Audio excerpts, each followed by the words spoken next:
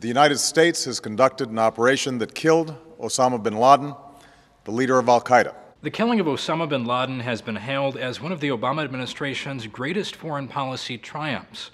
But a new report alleges the administration's been lying about crucial details of the raid for years. That's if you believe the work of veteran investigative journalist Seymour Hersh, who published an extensive essay in the London Review of Books which outlines an alternate history of bin Laden's death. Hersh's account contradicts the official story in many ways.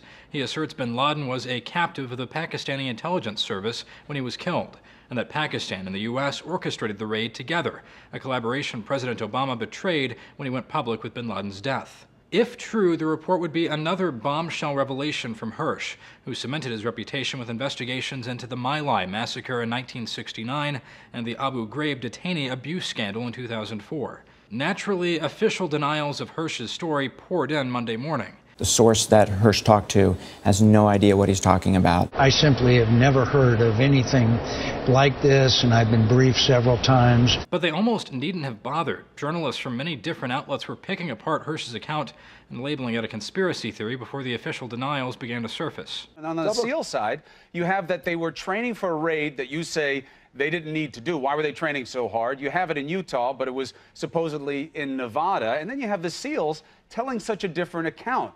They would all have to be lying for what you're saying to be true. Most of the criticism of Hersh's work comes from his repeated citation of a single anonymous source, whose role within the actual mission is vaguely defined.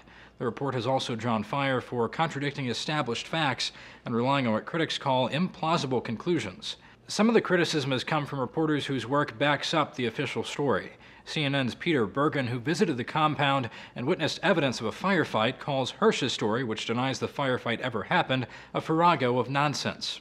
Hersh does have his defenders, most notably The Intercept's Glenn Greenwald, who criticized journalists for mocking Hersh's claims while swallowing the administration's initial story of the raid, some of which was later walked back. Hersh has published previous exposés for the London Review of Books on the use of sarin gas in Syria, as well as Turkey's involvement in the conflict, which have also been met with skepticism. For Newsy, I'm Zach Toombs.